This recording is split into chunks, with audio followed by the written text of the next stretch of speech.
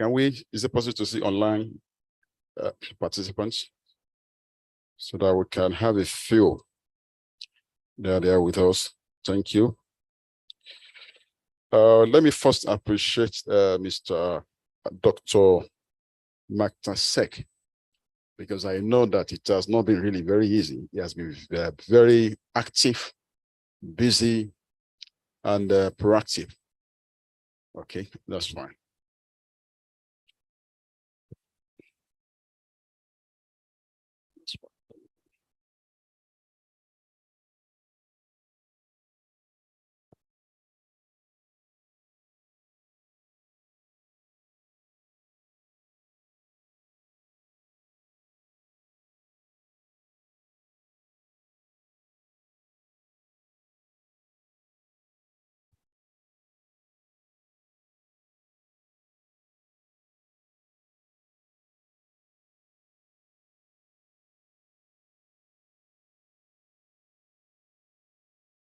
Okay, now we're about to start.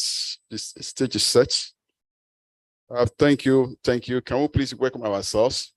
Let's greet ourselves. Welcome to this session, Emerging Technology. Can we give a round of applause to the organizers, to AFIGF? Thank you very much for being part of us here. And we have some of our colleagues online across Africa, and then in Indian. We have some of them. They are going to be very active. Let me go straight to the points. First, I'm Segun Olugbile, the president of Global Network for Cyber Solutions. And please, my profile is available on the LinkedIn to save our time. Then I will also do the same thing for the speakers. We really want to save a lot of time. We have many speakers. We will try our best to streamline it. Now, I have before us here, seated among us, Dr. Sept. Can we give a big round of applause, please? He is a United Nations Economic Commission for Africa, Chief of Section Technology and Innovation. We have seen a lot of your work. Thank you very much for being part of us. Then can we also give a round of applause to Vikas? Vikas is joining us from India. He's going to present the lead presentation. He's going to give us the lead presentation. Vikas, thank you for joining us. Vikas Sharma. Vikas Sharma is a technology advisor to the Global Skill Development Council, GSTC, and I'm sure that you'll get to know more about that. Then I have Professor Gloria Shikudebe, is the former chair, I think she's the former chair of IEEE Africa. Can we please give her a round of applause? Please, you can go to the LinkedIn and get to know more of them. They are leaders, they are champions. Then we have Professor Bamidele Adebisi.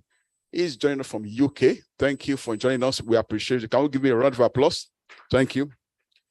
Then we have Professor Nicholas, Executive Director of International Center for Emerging Technology. Thank you for joining us. Then we have Dr. Agus Collin. Thank you. I know you are very busy. You're actually coming from another section far away. Thank you for joining us. He's the Director, Research and Development of National Information Technology Development Agency, NIDA. Then I have the last person here, Shiftoyi Oloniteru. Oloniteru is Executive Director, Spindlers. Can we give him a round of applause, please?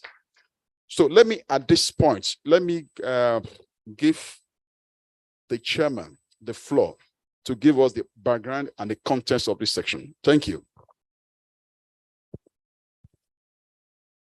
Thank you very much, Co-Chair, and good afternoon and good morning where you are across the world. I think it is one of the more important sessions of the African IGF to discuss on this digital skill on emerging technology.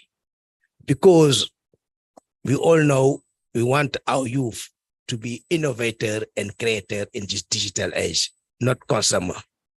And today we'll discuss how we can do at the policy level, at the infrastructure level, on the collaboration level, to make sure African country has enough knowledge on this emerging technology to be competitor in the world, in the new world. Let us have a, we want to have this session very interactive. We don't need only a presentation or policy question of all participants in person and online to come up with a robust and clear recommendation to bridge this emerging technology skill in the continent. Let me go through to the objective of this session. I think we can share this at the screen to give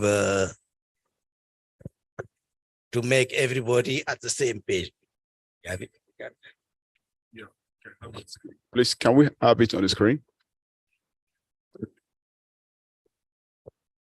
Can we have the, you can go ahead, sir.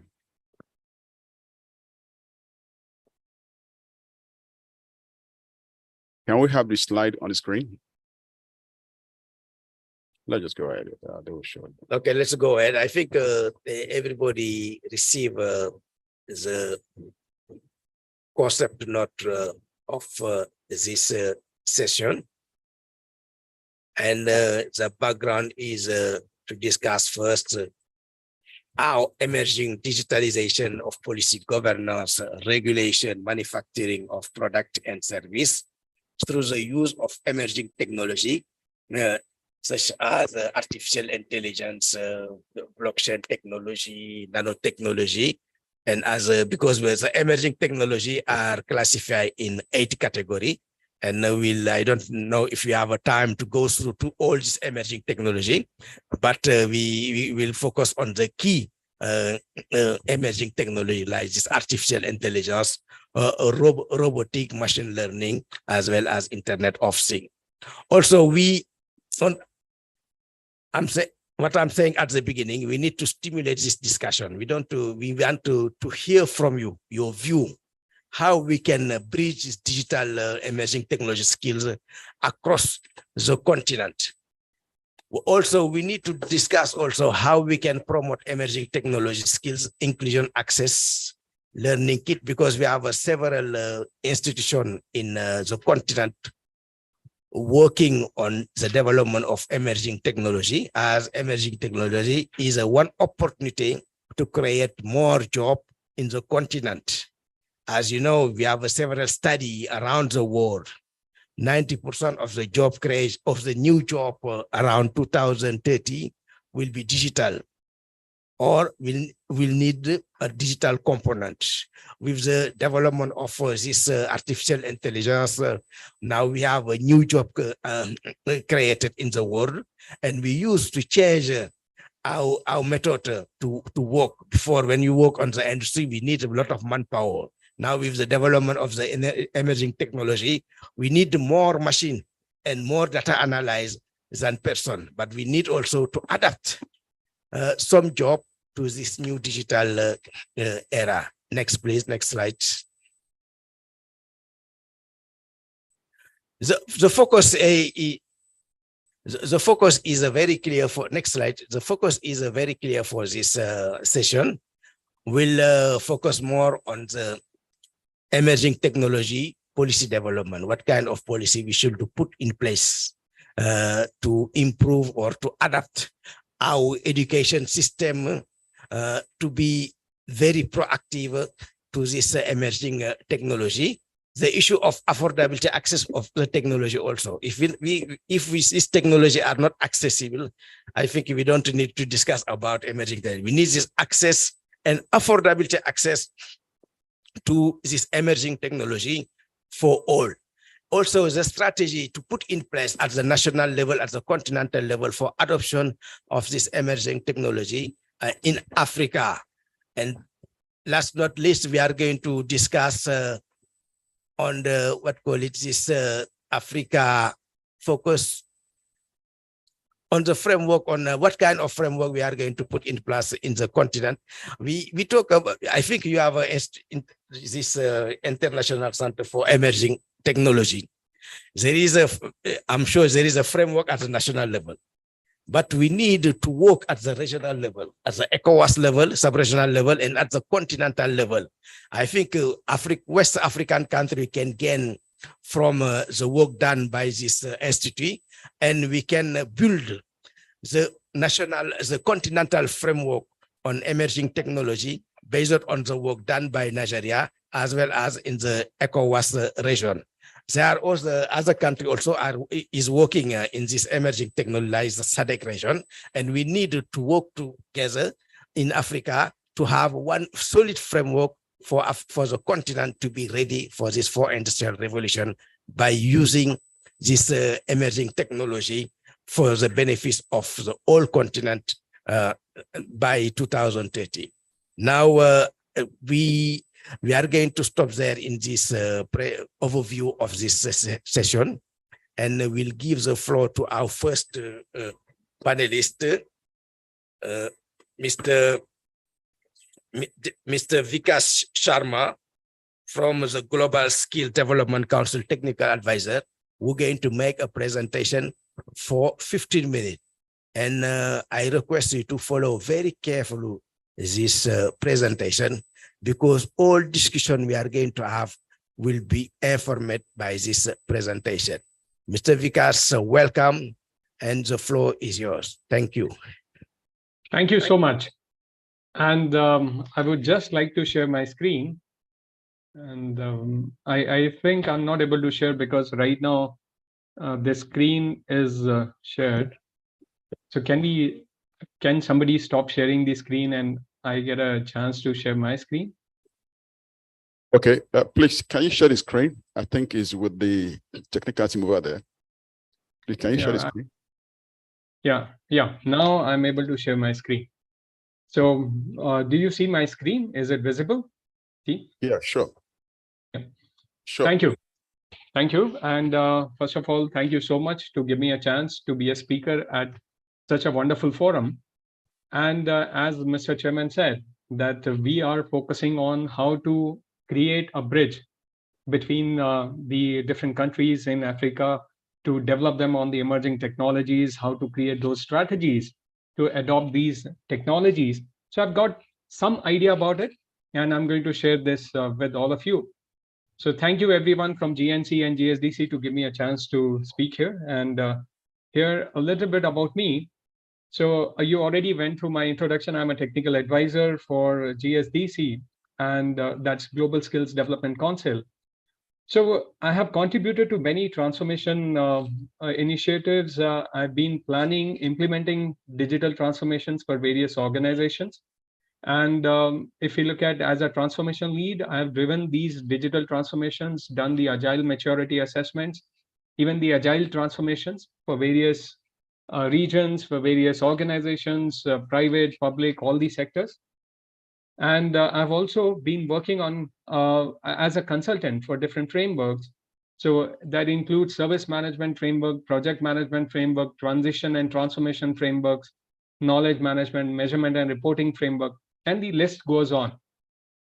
I have accreditations on DevOps, SRE, Agile Scrum. I'm ITL Master, SIAM. On project management, that's Prince2, SAFE, that is Scaled Agile Framework, and Six Sigma. These are my accreditations. Now, team, for the discussion, I've got these points that I'm going to present to you. We'll be talking about the Industrial Revolution, that's fourth Industrial Revolution, emerging technologies, how they are connected. I won't take much time as the time given to me is just 10 to 15 minutes. I'll wrap it up within that time. And we are going to look at top technology trends that are shared by Gartners. As Mr. Chairman already highlighted, that there are so many digital technologies or emerging technologies that are being used in different areas, different sectors. So there is some insight shared by Gartners. I'm going to share that with you. And then a simple strategy, what I could think of, I put down some points to how to go ahead and adopt the digital technologies or emerging technologies in African countries, how we can plan, how we can create that skill, how we can educate our people, how we can invest in to get digital technologies or emerging technologies implemented. And then generic implementation approach, which is very generic, but yes, that helps. And then I'll quickly introduce to GSDC some, which you already know, some GSDC certifications, products that we offer, and why GSDC is important, how we can help in educating people, because once you become a part of GSDC, you become a lifelong member for GSDC. There is a lot of information that is available. Well, I'll be presenting that later as well, and we'll talk about all these things. So team, right now, our entire industry has changed big time. And you already know, we are calling it as Industry 4, because we are already part of Industrial Revolution, which is fourth Industrial Revolution. And now this Industrial Revolution started at the mid of previous decade, and we are now being part of this. You talk about any industry, you talk about manufacturing, you talk about healthcare, you talk about retail, banking, aviation, hospitality. You look at any industry, and we are part of this fourth Industrial Revolution everywhere. So what is it characterized as? So if you look at this fourth Industrial Revolution, that means everywhere we see a digital transformation. Digital technologies or emerging technologies are part of our day-to-day work, day-to-day life. It's big time that you will see we are interacting with these computing devices day in, day out.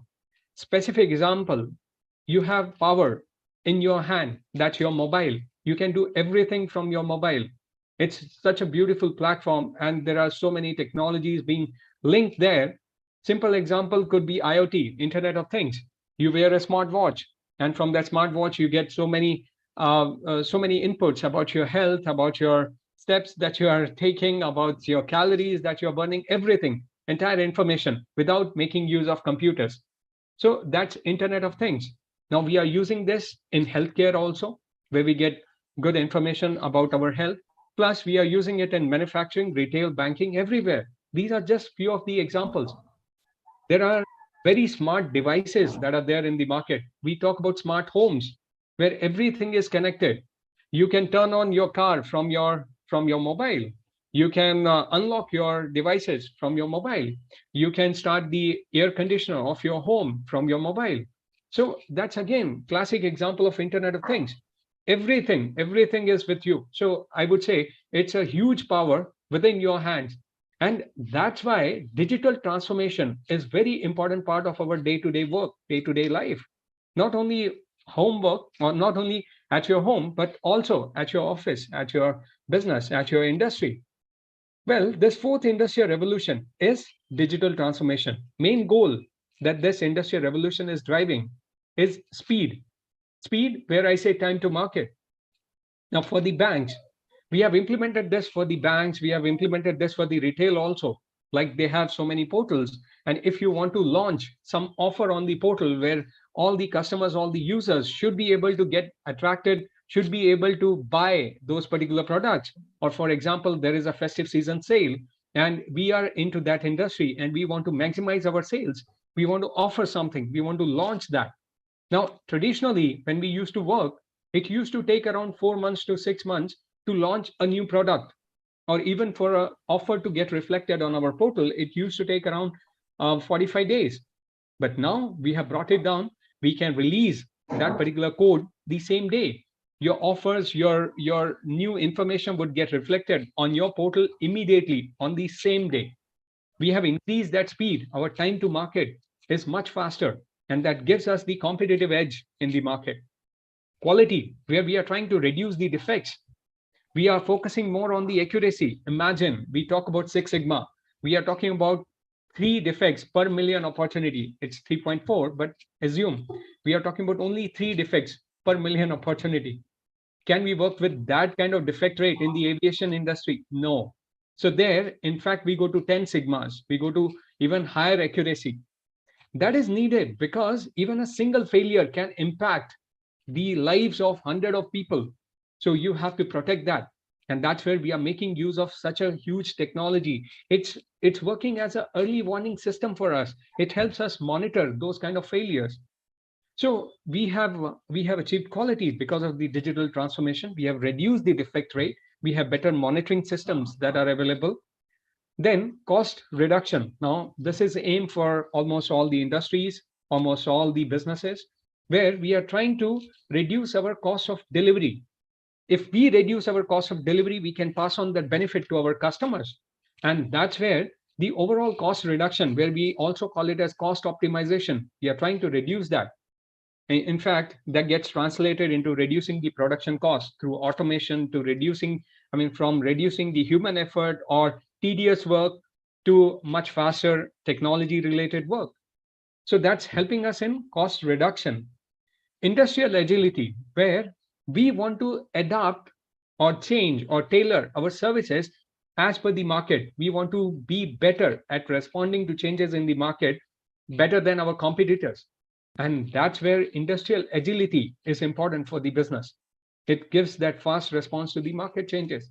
So these are main goals for fourth industrial revolution. Well, fourth industrial revolution, as I already said, is that paradigm shift from traditional ways of working to digital transformation. And where all these industries, as I highlighted earlier, are getting impacted because of this digital transformation. And key components are those interconnected devices, data analytics. We were talking about nano computing. We were talking about artificial intelligence, machine learning. We were talking about augmented reality, virtual reality, those kind of new technologies. Now, those are the main components that are part of Industrial Revolution 4.0. In fact, Mr. Vikas, sorry, you yes. have 3 minutes to conclude. 3 minutes. Oh, okay. So team, emerging technologies, I already told you, they are mainly the key pillar for industry, pivotal in achieving the industry goal, and also called digital technologies. So examples we already discussed. These are top 10 strategic trends, technology trends that are there in the market. We are trying to optimize, scale, and pioneer. We are trying to produce better digital immune systems, applying observability, AI trust, and secured services, industry cloud platforms for scaling, super apps. So these are digital technology trends which are increasing. Now, here I've got some idea which I wanted to share, that how do we adopt this new technology? We want government support in African countries. Now, these are the lessons that we learned from other countries. So we want government support where they can help us in creating supportive policies, tax incentives for technical companies, infrastructure development, regulatory frameworks, help in development like other countries. We need a better place in Africa, or better way of educating our people. So here comes those frameworks freely available with GSDC or other platforms where you can go and you can upskill yourself. So there's a lot of free content. There are some trainings that are available at nominal cost where people can upskill themselves. But here we are saying that it should get reflected in our education system as well, like other countries are doing. Then we have innovative ecosystems. Here we are talking about investment in research and development, and that can be promoted by the government. Create innovative ecosystem that brings together the universities, startups, and established technical companies. Here, I'm talking about international collaboration with the technical companies, with where we can have those trade agreements with various MNCs that can help. Infrastructure development, better connectivity, better Wi-Fi connectivity, reliable power supply. These are just few of the examples, but yes, infrastructure development will make those technologies available. Our people will be able to adapt and adopt to them. Then digital inclusion. Now, access to technology and digital services for underserved population in Africa. That can be really good strategy. And implement policies to bridge the digital divide. 1 minute. 1 minute, please. Sure. And then incentivize the foreign investment, cybersecurity and data privacy, and adaptive regulatory frameworks. All these can help us adapt to digital technology.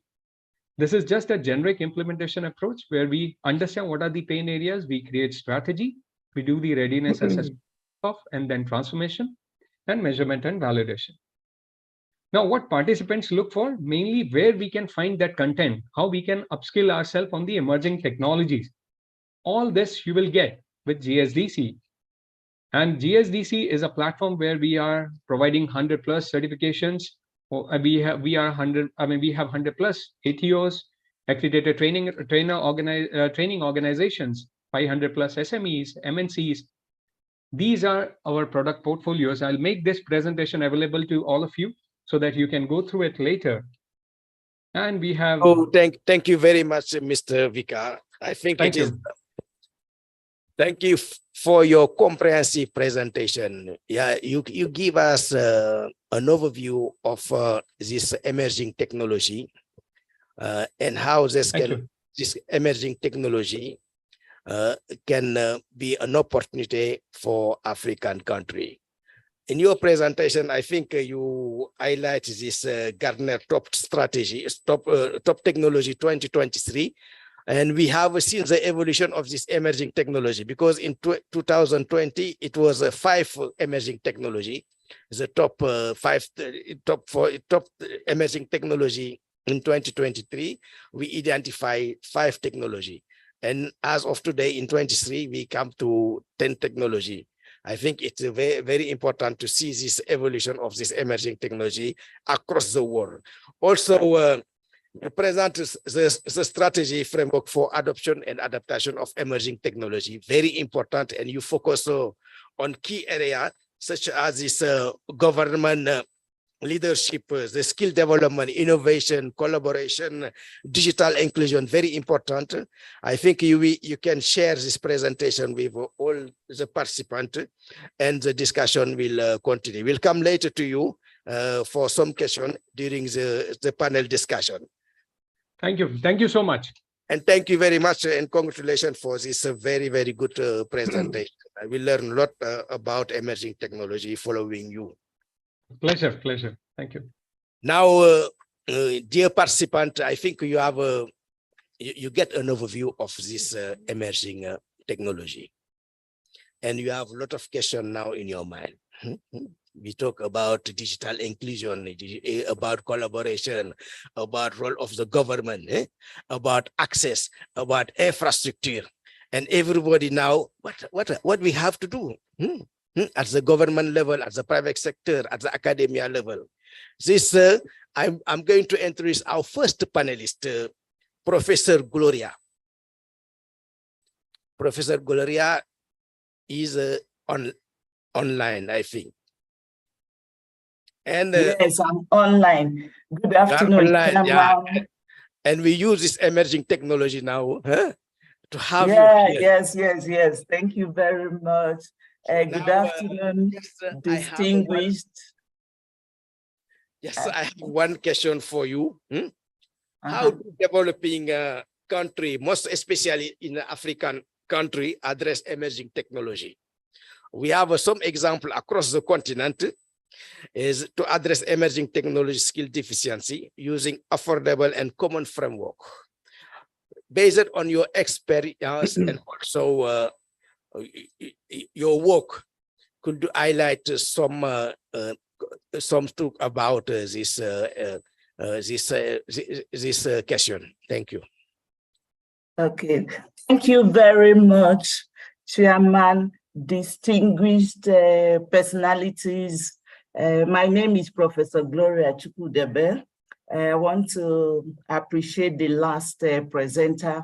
My own is to throw more light on how developing countries, especially African countries, can address emerging technology skills using affordable and common frameworks for learning, in view of the fact that these technologies are changing almost every day. Thank you so much. Now, we've all heard the emerging technologies. The mostly used now is AI, artificial intelligence and machine learning, Internet of Things, renewable energy, blockchain, cybersecurity, data science and analytics, e-commerce and digital marketing, augmented reality and virtual reality, robotics and automation, mobile application development. So definitely there is skills gap in Africa for these emerging technologies. However, this skills gap means that they can be turned into opportunities. Like in software development, we need more skills in programming, Python, Java, JavaScript. For the fintech opportunities, we need people that can quickly develop more mobile applications and then applications that use blockchain. For cybersecurity, we need people, ethical hackers. We need people that can develop secure systems because cybersecurity is a big issue now. For Internet of Things, it has applications to improve our agriculture, make us smart cities, and so on and so forth. And even for augmented reality, it can be used to improve education, robotics, and so on and so forth. So going straight to my exact topic, what are the affordable and common frameworks for learning emerging technologies? Well, the big players in this field are Google. Google has a lot of free certification courses for data analytics, AI, and machine learning, and many other things. In fact, they have more than 500 free, that when you diligently go through it, you get some certification and some skills. Then similarly, Microsoft has its own basket of free training. Then what I call university in the air, Coursera. Coursera has a plethora of ICT trainings, management trainings, and then particularly what we're talking about on AI, blockchain, cybersecurity. For example, when I first heard about AI and machine learning, I went to Coursera to take some courses. Then I discovered that you can take some of the courses free, but you cannot get a certification and you cannot get your assignments marked. So I had to pay some small money to be able to get my assignments marked and also to get the certification. Then EDS is also similar to Coursera. Then you have Udacity, you have LinkedIn Learning. If you are in LinkedIn, you'll be able to have some free learning on LinkedIn. Then you have Code Academy, then YouTube. A lot of my students, they go to YouTube to get a lot of coding problems solved, or learn about blockchain, or learn about machine learning. Everything you can think of today, if you want to learn it, just Google it in YouTube. You will have the video that will help you. Then we have Cisco Academy. Cisco Academy is specialized. But one of the most interesting things I've learning I've gone through and I've referred my students in Cisco Academy is Internet of Things. Cisco Academy has developed some learning, and during COVID, it was made free. So I referred a lot of my students to Cisco Academy to learn about IoT and how to use it to develop some applications for agriculture, for monitoring various things, and so on and so forth. Air pollution in particular. So, sorry, Professor, you have 1 minute to conclude. Oh, very good. I'm almost there. However, one of the most crucial things is electricity.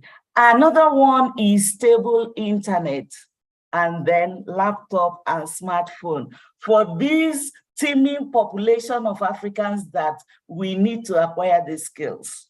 So thank you very much. If you want me to stop here, I can.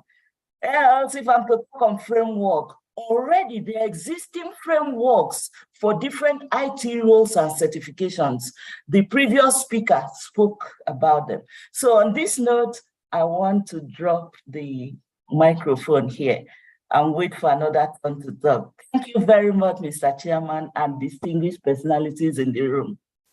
Thank you very much, Professor. It was very relevant and pertinent to your answer.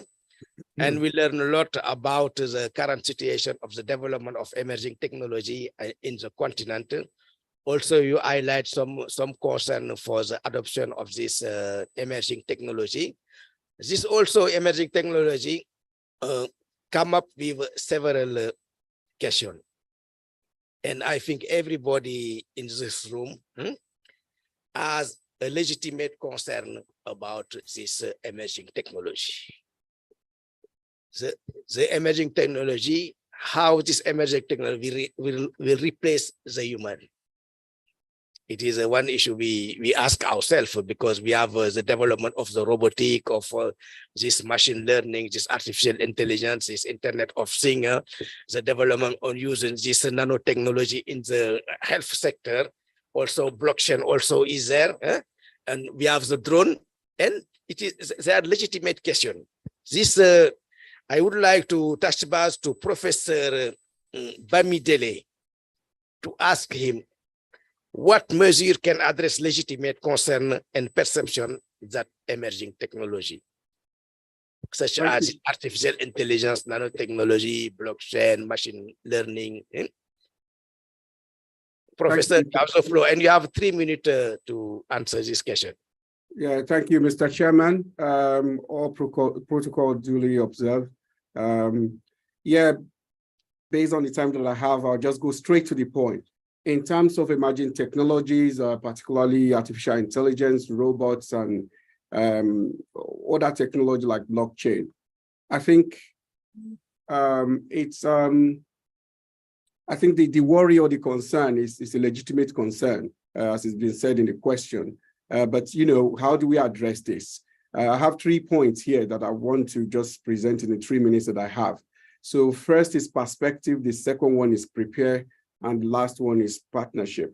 I think the emerging technologies that we have today, they are not actually new. You know, when I say new, it's not like we've not been here before. Also, there was a time people couldn't read at all. They didn't need to read or write. And then, you know, it got to a point because of printing, people started printing and so on. And then, you know, first, you know, this first Bible that was printed. And at that time, it was only the printers that actually worried about whether they needed to print. It was, okay, now that you can print, people started learning to read, to write, and so on. And fast forward, because of mass production of this kind of printer, people started using, what do you call it, typewriters, you know, in terms of word processing. So then people started training, you know, going to school to learn, you know, how to be a typist. I remember, you know, just not too long ago, 95, I went to this university in Nigeria. And I, you know, the university is, I won't name it because now a very big, famous university is now turned to university now. But they have a whole floor full of typewriter. I went there to learn a computer, but there was no single computer actually. They had typewriter. But, you know, because people now started using computers, then we do training on how to use computers, and so on and so forth. So it's really changing our perspective that really what has happened over the years is is the fact that there's a need. Sometimes the need don't have the right technology, and then you have the tool to solve that need, and then you need the skills to be able to address the need as well. Hence, you need to train. So there's nothing new here. It's just that we have a new need, or we have new technology to address the challenges that we have in our society. So that's the perspective, that we have the right perspective here. That whether it is robots or artificial intelligence or, you know, anything, it's just the same thing, in my opinion, as typewriter. You know, you can say it's far advanced. Well, it's just like computer is far advanced than typewriter, and so on and so forth. So that's the first thing. So the next point is really, then what do we do? It's really to prepare. By preparation, I mean, the way to see this, there's a gap in knowledge, there's a gap in skills. So what you need to do is really to enhance your skill. We need to look at our curriculum, overhaul the curriculum. So we don't, you know, you don't want to go to university, the same textbook used about 30 years ago. Some of them, half of them may not be relevant today. They give you the foundation, but things have moved on. So we need to change in the way that we actually develop our curriculum. That's from primary school. You know, I'm not talking just at university, but right from primary school. We need to overhaul this. It's been done before. We need to do, and we need to do it fast, because the pace at which the recent emerging technology are really emerging and moving is far, you know, faster compared to before. So we need to move really well and catch these kids, catch them young. And finally, it's about partnership. You see, when you look at all these technologies, there's the possibility of actually all seeing them as something to be, you know, concerned about, something to be afraid of. You know, there's artificial intelligence is going to take my job. And so people said it, you know, that computer is going to take their job as typists, okay? But some people went on and learned how to use computer. And they, because they've known how to type before, they're actually faster on computer than those who didn't know how to type and just started using computer. So the same thing, the way to look at it is, yes, there are risks, of course, risk with every other thing, just like ordinary email has a risk. If you receive an email and every email you receive, you click on the attachment, there's possibility you're going to have virus. If you don't have antivirus on your computer, so using ordinary email, today is ordinary. It wasn't ordinary many years ago, but now it's just basic, what you can call ubiquitous tool. It's a tool that is now ubiquitous. Everybody is using it, and it's common to everybody. 30 seconds. So basically, it's partnering with this technology. The technology that we have today, this emerging technology will make you faster. It will increase your quality. It will increase the volume of what you can do, make things better.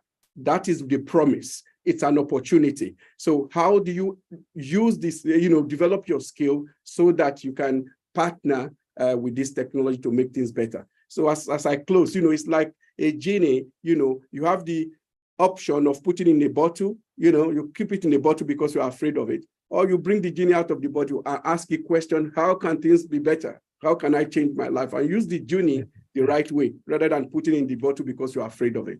So thank you very much, Professor. Thank you very much. Thank you. Very interesting, and you highlight several ways on this to adopt this emerging technology. But I'm going to focus one.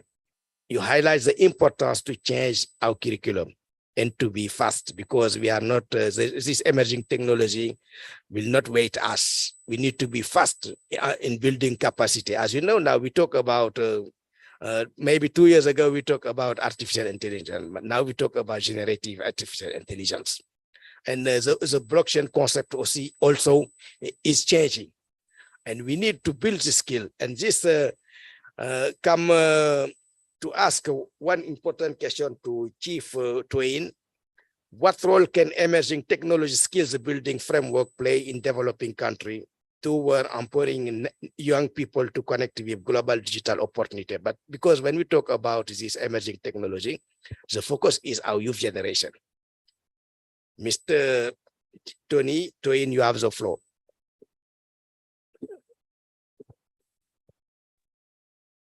You are Thank online. you very much. Thank you very much. This is a very interesting session. The only issue is that the time allocated is just too small. I give you 2 minutes. 2 minutes. We have to. No, to me, I would like to be very fast about it and targeted to Africa. And I'm going to lay emphasis on equitable and inclusivity. Because like our gathering here now is essentially focused on airlines. And my fear as a ruralist is that those in the rural, unserved and underserved areas are always not taken into consideration. And this is one thing I want the framework that we're going to be developed, skill development to target. For example, all the things that we have said now, must it be based on English language? Why should it be that Russia, did they learn this emerging technology in English language, the French, the Germans, the South Americans? So why should Africa learn it in English language? Because we're talking about artificial intelligence now. Who is going to do the artificial intelligence in Nigeria based on Tiv language, Idoma language, Igbo language, Yoruba language, Hausa language? So we're going to have simultaneous occurrence of lack of skill and then excessive jobs that people cannot feel that it will be the foreigners that will be doing the job for us. That is one. Then the other thing is that our framework, the role to be that it should approach human capital utilization and not human capital formation. For example, if somebody decides to go to Coursera or EDS to go and learn, after that, what next? Therefore, the role should be such that the framework should be project-driven. And I'll give an example, which is what we're trying to implement, for example, at the University of Lagos under academic private sector industrial collaboration. Not just people to come for training, but you come for training on blockchain, but this blockchain is going to be on blockchain voting project that we're actually going to implement for use in Nigeria and Africa. So that when you learn it, then you are going to be solving a problem. You are not going to become looking for job, but you are going to be somebody who will be working or who will develop something to do that. So the notion that emerging technology is going to threaten jobs is even a wrong assumption, because there will be more than enough job for human beings that the number of human beings that are present. If you look at the number of people that are doing businesses through WhatsApp now, you can see that it's more than what we had before, because now you don't need to go and pay money in Victoria Land or in Johannesburg to set up a business. With WhatsApp, you can create your group, bring people there, and people will move goods from one place to the other, all those things. So awareness is an issue. People in rural areas also need to be aware. Training, skill acquisition, and capacity building, of course, that exercise have been addressed, which we addressed, like Professor Gloria and Professor Bamdele have said, curriculum design, education, competencies tests, not just certification. You need to be competent. Not that I have a degree in computer science. Can you write executable solidity program to do smart contract? Can you do it? Even if you fail. Because if you fail and you can do it, you work with me. Then you bring one certificate, and at the end of the day, I will start training you and spend more time doing that. So, and like I've said, focus on human capital utilization. These are roles that I expect. The training should be project-driven with nano certification, so that people can go to implement or they can become productive and do that. So that we can empower young people. Global digital opportunities are going to be more than one. That's why software and non-human business are going to be doing those jobs, just like ATMs are doing the job that customer service officers and people paying in the counters can do. POS is doing it. There are more jobs today than what we used to have before when we have few banks and all those things. So no jobs is threatened, but we're going to have simultaneous occurrence of jobs that are available and unemployed people, because they are not always trained. And those who are trained, the training is not project oriented. So they get this training, certification, and there's no job for them to. So this I would like to stop here to talk about the rules in that order. Thank you very much. Thank you very much. I give you more than 5 minutes, but it was very interesting. Now let's take a pause here. I think following our previous speaker, Professor Gloria, Professor Bamidele, the chief trainer, as well as Mr. Vikas' presentation, we can ask ourselves several questions on this emerging technology. We talk about we have several opportunities. We have the skill development, also on the policy side. For us in Africa, what are the challenge and the opportunity of this emerging technology? Because we talk about at the global level, with this Gartner technology trend in 2023, and we hear a lot of concern about this emerging technology.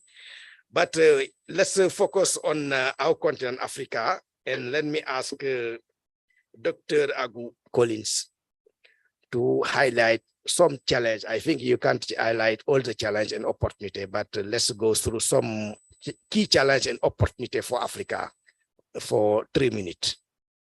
Dr. Agu Collins, you have the floor. You are in person. Why me? Thank you very much. And once more, thank you for having me. A lot has actually been said with respect to the skills gap when it comes to emerging technology. But one of the biggest challenges we have is what they call adaptation of technology. Presentation was made here where I saw a metaverse. So in this part of the world, most what they call prioritization of our problems, because we tend to borrow first what technology to talk what reality so you feel. So the first is adaptation. So the copy and paste syndrome, we have to try to avoid it as much as we can. And the second one is what they call infrastructural challenge. Nowadays, we'll talk about blockchain, all this beautiful technology. I just mentioned in Digital Africa as well. This is almost the same question I was asked. So the big question is, where is the energy to drive it? Energy to drive cloud computing? Where's the energy to power the IoT devices? Where's the energy to power the data center? So these are areas that are also challenges. Then again is what they call the access to connectivity. Today, everything is smart and connected. We have what they call massive open online learning courses. How do you access them without connectivity? So the 3 A's comes to play here, what they call the affordability. Let me start with the availability, access, and affordability. So it comes to funding as well.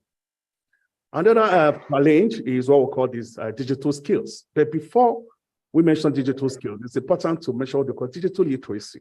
Sometimes it tends to confuse the two, okay? Nowadays, being literate is not only reading and writing. So there's already a paradigm shift where you should be able to use digital devices and some basic computing tools. So we need to build the basic digital literacy. That is why NIDA, a government agency that regulates IT across both public and private sectors, came up with a plan to have 95% digital literacy in Nigeria. Wow. No wonder we launched what they call the National Digital Literacy Framework, with some adaptation, very important to use that with adaptation to suit our particularities in this part of the world.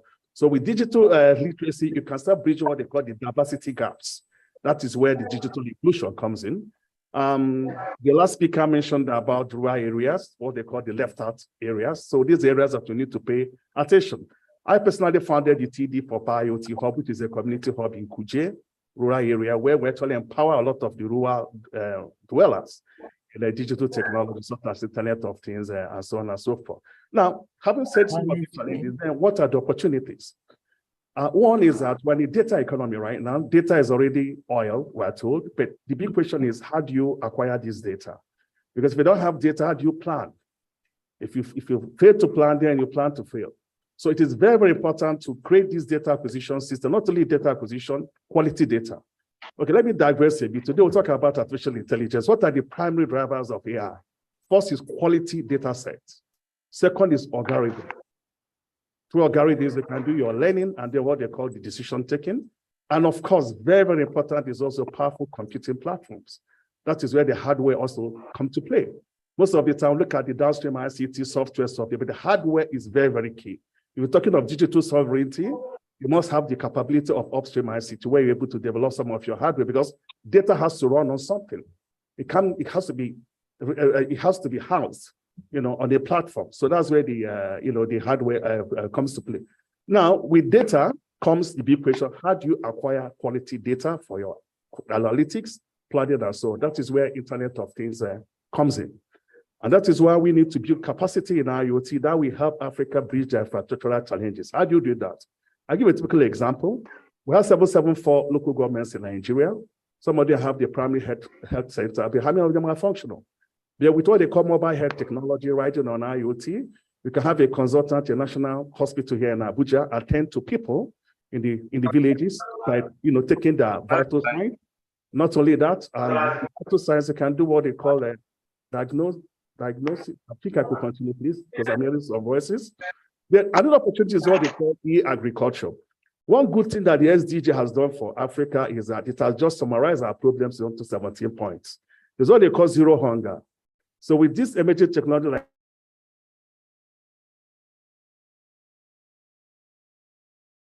activities 1,001 kilometers away. And that is the power of internet.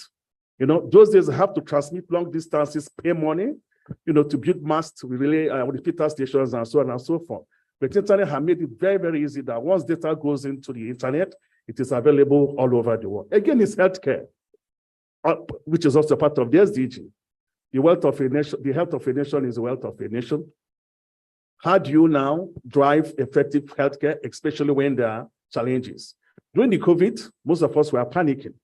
We have a lot of Japan syndrome, doctors living. Imagine the next epidemic, for example, in Nigeria or any part of Africa. Where do you get the medical resources to monitor and manage these patients? That is where things like IoT comes in. And I must mention, during the COVID time, we actually developed the mHealth platform, which we are running on. How does a single doctor monitor 1,000 patients? So that's the beauty of some of these emerging technology. But we have to be very careful not to bite more than we can chew because they have limited resources. Again, it's funding. There's need to provide funding and partnership as well, where government can come in under PPP, involve the private sector to see how they can drive some of these emerging technology. And lastly, I know you're looking at me, Mr. Chairman, I'm heading the Research and Development Department of NIDA. We all know what happened to Kodak, what happened to the typewriter. So it's either you innovate or you die. But the question goes, what is the primary driver of innovation? That is where research and development comes in, where you have to look inwards, do your SWOT analysis, look at your peculiarities, uniqueness, and try to come up with products, that is in tandem with your environment. That is what drives sustainability. So research and development is very, very key. I will use it product-based or solution-based research. Yes, I don't want to start belittling the academia here, but there must be a paradigm shift where all your master's degree thesis, your PhD thesis should be problem-based. In this part of the world, we have so many challenges which I see as opportunity. So the moment you address some of your research activities to one of the SDG goals, I think it will go a very, very long way. Then I must mention that finally, sir, we created an indigenous IoT platform and also AI platform for STEAM education. It's no longer STEM, it's STEAM. STEM is analytical, STEAM is creative. Yeah. That is the era. So I also point out what we call the Unity Board, AI, IoT STEAM education kit. I came with just one of them here, which I will show to our audience. This is where the indigenous technology comes in. This is where indigenization of technology comes in. We can't be technology consumers always. So we have to move from spirit of consumerism to production. That is also very key. Thank you very much. Thank you very much. Thank you. Thank you for that. I think it's very important, and you highlight too many opportunity and challenge faced by the continent for the adoption of this emerging technology. But we can highlight some key elements: research development, affordability and access, as well as building capacity.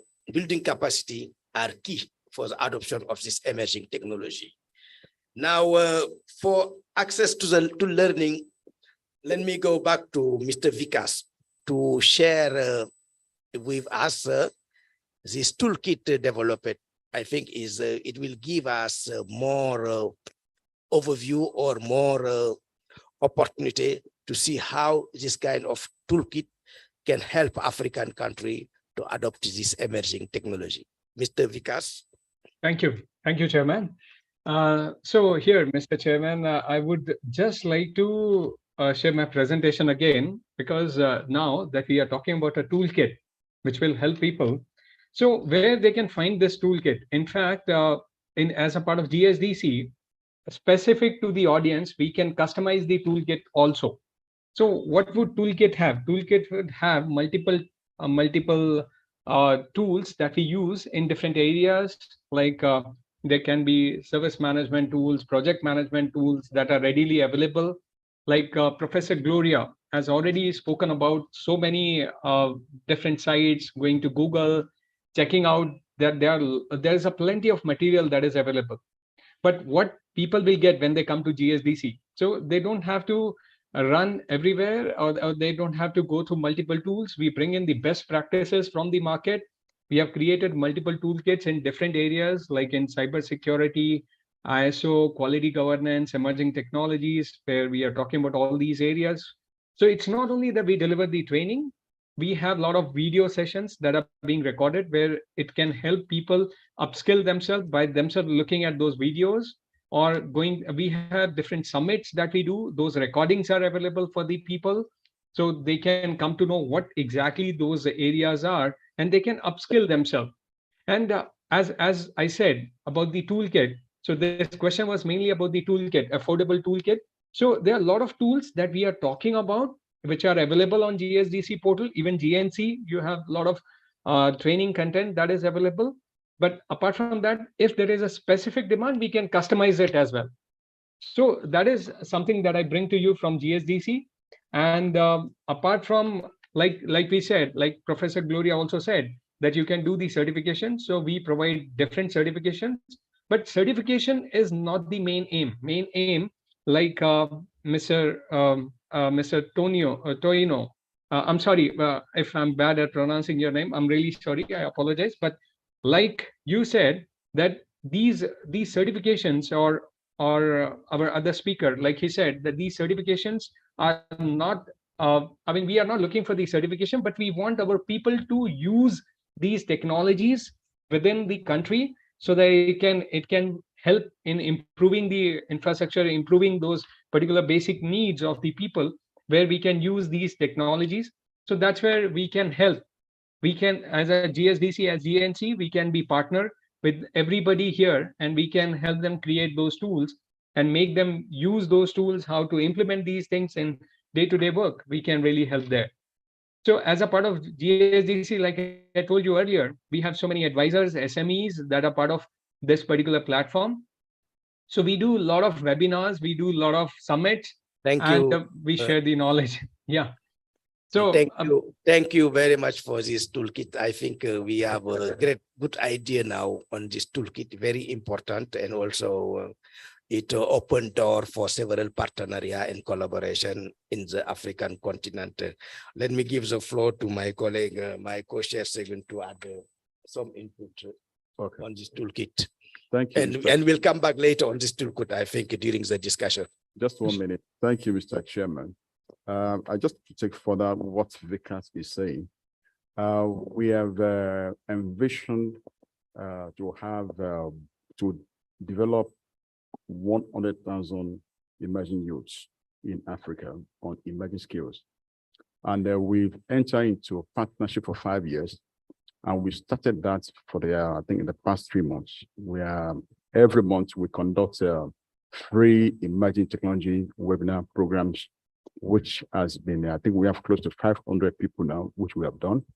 And we will love you to be part of it every month. So the bottom line is that there's a vision. The vision is to ensure that at least 100,000 emerging youths in Africa are trained within the next 2 years. And that's the vision. Thank you. Thank you. Very interesting, and also this fit with UNECA program on capacity building. I think during the discussion we can come back on this toolkit and see how we can collaborate to build the capacity of more youth in the continent. You talk about how many 100,000. Yeah, but it is in Africa. Yeah, we can do more. Let's see. Yeah, thank you very much. Now it's time to open the floor to give you the floor to the audience. Any contribution and any question? Yeah, it is very interesting debate we have. I give 1 minute to everyone. Otherwise, if you want, we can stay until evening. because it's very interesting session. Let me start by Dr. Jimson. Okay, thank you very much. I give you 1 minute enough because you are my friend. Huh? Yes, great panel and great information shared. I just very briefly, I want to really use opportunity to appreciate our government because at least in Nigeria, I believe in other African countries, they put in a lot of resources to subsidize education. Background education is very important for us to even develop this emerging technology to have understanding. So that background, basis foundation is very important. I want to encourage them to do much more.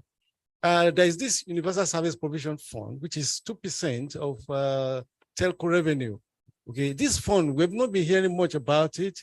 Okay, I think we need to have more demand on how this is used. There needs to be more transparency. And this can go a long way to supporting capacity development that you talk about, and even rollout, because some people talk about connectivity access challenges in various domains.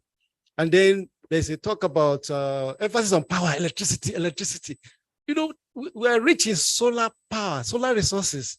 And even as experts, we have built data centers that depend solely on solar panels. It's a question of optimization. So the skill sets are there. We have implemented many of these things for the past 10 years. It's been running, system running, non-stop, you know, that kind of platform. So it's available. And then lastly, to really appreciate UNECA for what they are doing in terms of emerging, you know, putting resources into emerging technologies and building capacities. And also my friend Shego Believe for this initiative. Well done. Thank you very much. Excellent. Good afternoon, everybody. My name is Ahmed Timothy. I just want to align with the speaker that said we must have project-driven adoption and implementation to produce competent graduates. I just want to say the Facebook that we use today all over the world started just as an initiative between friends that wanted to communicate more effectively. And before you knew it, it turned into a global factor, and it's very good. So I'm in line with the speaker. and I give him kudos for that contribution. Next on the, let's continue after we come back to. Okay, thank you very much. My name is Faith from New Cloud Technologies. So my question is not really a question, but also a contribution, and it's going to be towards the collaboration, right? So most of the platforms that are projected regards to skill acquisitions, I realize that most of them are Western, they're foreign. So is it possible that we can actually adopt regards to the private firms in Nigeria, especially those that deal with trainings, collaborate with them and see how that we are able to use our resources to be able to train our persons? And one of the reasons is that maybe the reason because they are not properly certified. So maybe the government can and NIDA too can ensure they have the necessary certification, the CPN, and all the necessary information they need, the certification to make sure that they qualify to be capable to be able to partner with the government and ensure that that is possible. Thank you. Thank you. Let's go behind this. Yeah. Thank you very much. A wonderful panel, and it was quite enlightening, all the discussion this afternoon. My name is Blaze Iwichuku. I run my own IT-based company. All the points, since one of the key things that I've observed since I've been participating in these conferences, I am looking at leadership being a key element in driving technology advancement or evolvement of the African nation. For instance, when I was in the secondary school, we learned about the challenges of agricultural development in Nigeria. You point out as a road network is an issue, was an issue. Lack of electricity was an issue. And still today, 2023, I'm talking about 20 years ago when I was in secondary school, 2023, electricity is still an issue being talked about as regards to emerging technologies. Now, I believe that there's so much for Africa to evolve, for Africa to take the opportunity that technology presents to it, to rewrite its own stories. There has to be a new approach in terms of governance. Leadership has to play a major role here. We have found over the years that leadership has even sabotaged the efforts of technology in Africa. Take, for instance, I'm not biased, it's just an observation. The last election that took place in Nigeria, there was so much that election was supposed to do for us as a people. And they lost, what the opportunity Nigeria lost is not the money that went into that setting up IT infrastructure to monitor or conduct election. We're looking at money that were even the potential value that if that exercise had worked, the potential value, the indigenous data that should have been generated for forecasting, for analytics, for a lot of things that we lost. Okay. So I'm sorry. Thank you very much. Let me give the floor to the last one here. And after I will go on this other side. Thank you. This is a very, very important, I think, area we are talking about.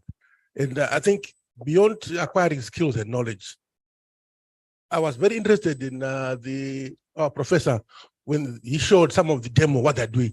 So I think let's go beyond just acquiring skills and knowledge. Let's build our own solutions. Let's build our own hardware, our software in Africa.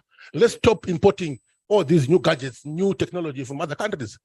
Let's take up that lead, that champion, using those skills and knowledge. Let's build our own solutions. Why are you importing 5G equipment from other countries? We don't have the skills. Let's support our industries. Let's lobby for our policymakers that let's start, I think, from somewhere.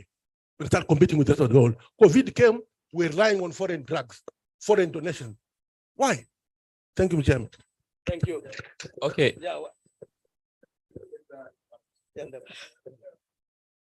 Thank you so much for this great presentation. Just I want to add the importance of African experts that I have received and seen some platforms that ask for African experts in every specialty, blockchain, 5G. So we are going in this side. Thank you. Okay. Hello, thank you very much. My name is Osei Keja from Ghana. and I'm happy to hear. A very extensive conversation, and I'm very happy to be here. As the man said, I'm not from Ghana. I'm from Ghana. I'm not from Nigeria. But ICT, I will say, emerging technology has a way to change things. But it seems that existing inequalities or existing problems. But I want to take from the point that when you talk of emerging technologies, it's in wealth, Western and white. How can you reimagine for maybe say African context? And also, I'm particularly concerned. It seems that industry is always racing ahead of say policies. Policy is throttling and industry is just racing ahead. They're always going to be emergent as the word emerging. So in terms of policy, in Ghana, for instance, there are legislators are arguing, or say they were in court 2 months ago about innovating or say having guardrails for all these things. But the conversation has sort of died down. Are there guardrails? Because, and what kind of underpinning philosophy are we going? We can talk of the EU AI Act, which is taking an approach of human-centric. What is our approach to? Thank you very much. Thank you very much. My name is Blessing Ajimoti, first of all. Sorry. And I'm a program manager for Public Digital. Public Digital does digital transformation, mostly for governments across the world. So how do you deliver better services to citizens digitally?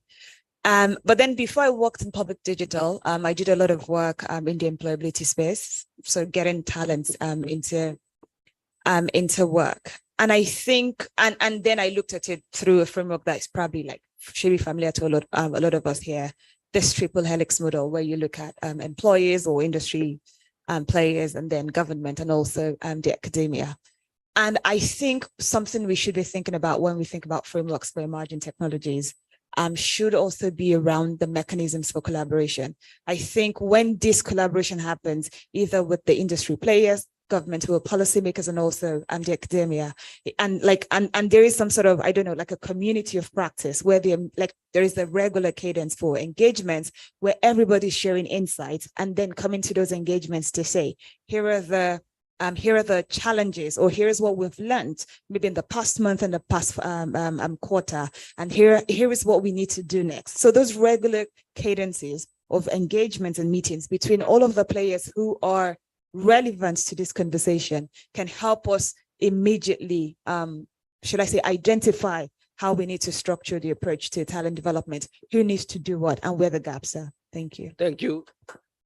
Yeah, you want to, which one wants to? Let's go to the online participant. Did we have any question for the online participant? We have two questions. Which one is a moderator for the online participant? Okay, let me give the floor to the online participant. If we have two questions, please go ahead. Musa, you have the floor. Yeah, Musa, Mr. Musa. Okay, let me give the floor to Dereje. Dereje, you have the floor. Thank you so much, Magda. So my question is for Professor Gloria. Professor, you raised really a very important issue regarding this emerging technology training options. And then we know that there are a number of, sites which are really providing training and then even certification regarding these emerging technologies. But Professor, as you know, affordability, especially awareness in an African continent, most of the users in African continent has got really no awareness even the existence of this websites which are really providing training and certification process, in addition with access to internet services, data privacy, and security concern. Professor, in your perspective, what should be really done to certain extent, to resolve this issue so that our users could use, those important, training websites to utilize efficiently. So we really need your perspective so that our use will utilize those important, websites to develop their skills in emerging technologies. Thank you so much. Thank you, Professor Dereje. And Mr. Musa, are you online or you? Okay, let me go to the panelists to answer 1 minute issue to this question. Let me start by Professor Gloria. Okay. Thank you very much, Diri, for that question. Well, there are vehicles for spreading knowledge. One of them is schools, institutions, polytechnics, universities. Another vehicle for spreading information is conferences, seminars. So these are avenues that we can have intervention to spread the existence of all these free learning platforms. And some of us, like in my university during COVID, I got my vice chancellor to approve that we integrate our normal courses with the Cisco portal so that our students will have the opportunity of acquiring some skills while at home during COVID, skills on these emerging technologies. When I was introduced as a past chair of IEEE. IEEE also provides a lot of free learning resources, although for members. So during that COVID, IEEE also partnered with knowledge providers, vendors, and we used the platform to get to youths that were locked down at home to get to know about these technologies, and they were able to learn at home. So on the rural areas where they don't have access to internet, what government and volunteer organizations can do is to establish hubs and provide internet service and electricity. It's happening in many countries. Some few years ago, I went to South Africa. I saw similar hubs where there was electricity, internet, and computer systems. So youths that they were not going to school, but they had some skills, they had to visit those hubs, learn programming. So we are also having similar hubs being established by NIDA and some other ICT government organizations, where youths who are not in school, but they are brilliant, can go and learn these skills. So these are some of the few ideas I have. Thank you, for Professor. Intervention. Yeah, thank you very much, Professor. Thank you, sir. On the collaboration, I think Dr. Agu can provide some information, some answer on the collaboration. Okay, with respect to the collaboration, I think just now the professor mentioned about NIDA, which is my agency where I work. So we carry out interventions, especially rural areas where we provide those necessary infrastructure like your, computer hardware, also energy systems, solar powered, and then learning materials, LMS, servers, so that people in the rural area now can easily access it and train them, people starting from primary school, secondary school, and so on and so forth. Besides that, we also carry out interventions in the tertiary institutions where we provide, fiber optic internet. So universities will also create what they call virtual library through which they can access external training and learning resources internationally. And also we support Hub. We've not mentioned about Innovation Hub here, which is very, very key. Leader Support Hub. As a matter of fact, we have a National Center for AI and Robotics, where we actually have what they call the Fab Lab. It is one and only Fab Lab in Nigeria, where people have access to come and participate in hardware firmware development as well. So these are some of the few interventions I can mention. Thank you very much. Thank you very much for that. On the policy question, I can ask Professor Bamidele and Chief Twin, as well as Vikas to answer this question for 30 seconds each. What is the question, please? It is one on the policy side. What kind of policy we have to put in place, like what Ghana highlighted? Okay, thank you. I think the right policy is really the right policy that drives innovation, that kind of bring people together the policy that is all that is coherent and all encompassing. So I would say, you know, first is really to bring the right people to the table, to have policy that is not just being pushed down the throats of the people, but policy that is driven by need. So my experience with this you know, in policy development is really that you have people from all across the stakeholders, the right people in the room. They co-create this policy together. So example, it could be policy around actually, you know, the training itself, policy around what goes into the curriculum and technology, policy around how do we, you know, I know the Dr. Agu spoke about local content earlier on. These are the things that really need to be emphasized in all these policies, that this is our own way of doing things. How do we bring all of them together in a way that is very coherent, that everybody can understand, and that policy is not just policy on paper, it's something that can be practically implemented. Thank you. Thank you. And, yeah, I'll just take 1 minute. See, when we talk about the policies, yes, as my colleague said, that policy has to be created by involving everybody. I would say we need to put in some policies around the digital space, because cyber security is a big concern. Even though we are talking about usage of the emerging technologies, it opens a gray area of information security being at vulnerability. So we need to put in the policies for the right usage of those technologies. We need to regulate things, as everybody, as the panelists have spoken about the regulations. So we need to define policies around that. We need to define the policies around the usage of the devices. If people are using the devices, they are upskilling themselves, how they should protect their integrity, how they should take care of their information. Because when you put in information on the internet, it's available to everyone. So how do you protect it? And we need to educate people around the usage and the adoption of these technologies. That's my take on this. Thank you.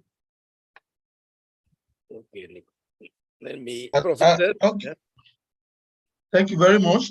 To me, like I have said earlier, the issue of awareness, because there are so many policies that government have, but there is a disconnect between what government is doing and then the citizen public. For example, there is a national blockchain policy for Nigeria, and it's very thorough. In my introduction to blockchain technology, use cases and applications and adoption for Nigeria, in collaboration with NIDA Hub at University of Lagos, I talked extensively on the policy, and the policy did a lot, address issues of funding, the objectives, the programs, the opportunities that are there. How come the private sector and the citizens of Nigeria are not tapping into what that policy is supposed to be doing, or complaining and talking about things that is of no importance to them about the election and all those things? People should go and pick that policy and then pick one aspect of it, whether it has to do with crypto solutions, crypto services, cryptocurrency, exchange, all those things. There's so many. So there are policies in terms of that. Then the federal government has also called for experts to come together in the areas of artificial intelligence. Thank you. How many people have responded? Thank you, Professor. We need to be aware that things are happening, and we have well to. understood. Thank you very much. Let me go give the floor now to Professor Nicholas to go through to the recommendation following the discussion and the presentation. Yeah, good afternoon, everyone. Good morning, good evening, depending on which part of the world you're joining us from. Yeah, the discussion has been elaborate and many aspects have been discussed. Aspect of governance, aspect of policy, the aspect of use, adoption, and all of that. Now, going by the presentation that was made earlier on by Vikas, you know, we saw the classification, okay, the framework, different frameworks, but then he said that was done from the lessons he learned from different climes. And so there is a need to have an African and indigenous framework in the engagement of emerging technologies, so that it will address African issues, all of the issues we've talked about here, yeah, issues of curriculum and development and all of that. Now, we have come up with a framework, okay? I represent ICET, the International Center for Emerging Technology. We've done a little bit of intervention on this. We came up with a framework, but it's a national framework, okay? And then there are 4 components to the framework we developed. The first framework addresses issues of innovative content, that is in terms of programs, innovative programs, capacity building programs that would build knowledge along this line. And then the intervention also includes issues of research and development, okay? Now, there is need for a multi-stakeholder engagement, you know, to come up with issues that relate to research and innovation, okay? So we have come up with a framework, which is called the AIG framework, okay? E means academia, I means industry, G means government. Academia, industry, government framework. So it's a multi-stakeholder engagement framework so that we can all come together and have conversations, okay, as to how we can adapt these emerging technologies for it to drive the digital economy policies in Africa, you know, and then to transform Africa as it were. Now, the second component we have on that AIG framework has to do with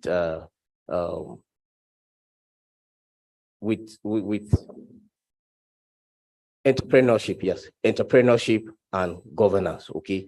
Here, there is need to collaborate, okay, to produce those skills. We have talked of skills gap. So there is need to come up with initiatives that would bring about skills that will enhance wealth creation, job creation, economic diversification, you know, and then even to come up with the quality assurance, you know, models that could be engaged, the policy framework, and then the regulatory framework for all of these, okay? So that's the second component of the AIG framework that we've developed. And then the third component has to do with financing and funding. Yes, part of the challenges Dr. Agu mentioned was about funds, financing. And so we have looked at different ways through which funds could be raised, looking at endowment funds, looking at carbon financing, looking at interventions funds, just different kinds of funds. And then the last aspect, the last segment of this framework, you know, has to do with industrial parks and, you know, coming up with industrial parks, which would involve creation of innovation hubs and incubation centers. So these are the 4 components of the AIG framework we have developed. So what am I saying in essence? We need an African framework for engaging and adoption of these emerging technologies. Thank you very much. Thank you very much. Thank you very much. I think we are at the end of this session. Very interesting.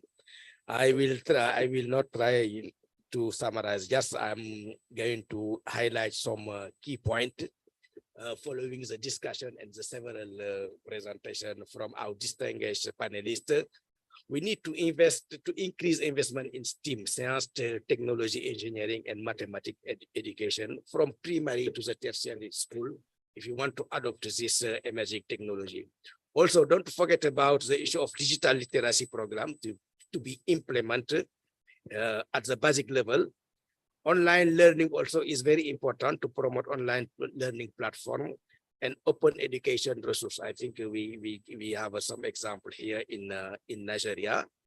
Also, public-private partnership is a very important. The collaboration with technology company to develop training program and to offer also scholarship, because we need to make this junction between research, university, and private sector, because we need to know what the private sector need in this emerging technology in order to build the capacity of the young people, the student, also a school. Incubator in innovation is very important. We need to improve also the access to the infrastructure and affordability. Without that, we can't use the opportunity provided by this emerging technology. Also, we have to continue to facilitate the mentorship program. I think it's very important in the university to promote and to adopt this emerging technology. It is some point I would like to share with you, and I would like to thank you all participants of this panel, all the micro-moderators, the panelists, and all participants. And thank you very much. And I give the floor now to my co-chair for the closing remark of this session. Thank you. Well, thank you. We have our dinner set, and the organizers already, they are trafficking to us. So I think it's good not to deny ourselves that. In conclusion, I want us to take a picture. Let's come together. Let's have some picture. And please remember that we GSC, Global Network for Cyber Solutions, we partner with GSCC, and we're also seeking to work with the UNECA and other partners like you. And like we said, we are starting from what we can control, leaving those things we can control to the bigger boys. So thank you. Let's give ourselves a round of applause. Thank you. So let's come together. Let's take a picture. Let's come together. Let's take a picture. Please, let's just come together here. Thank you, the technical team. Thank you, everyone. I appreciate you. Thank you.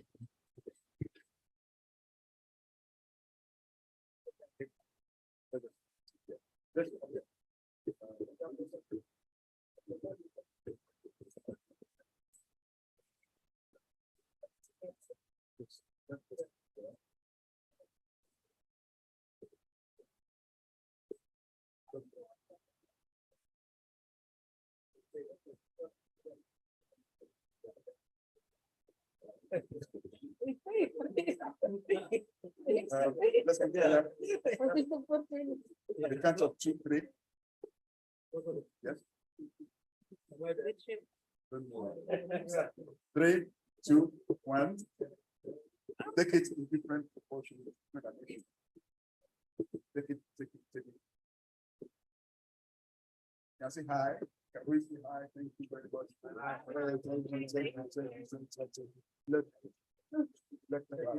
you very much. So thank you. God bless you guys. Thank you. Yeah. Thank you. Sure. Thank you very much.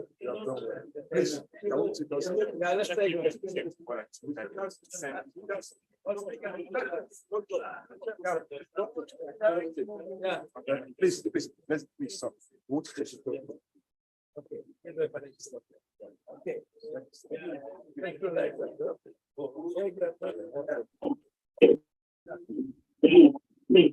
God bless Africa. God bless. Thank you. Africa. All right, thank you. Bye-bye. Micahs, nice to meet you. All the best. Same here. Yep. Bye. Nice listening to all of you. Thank you. Yes. Thanks. Good one.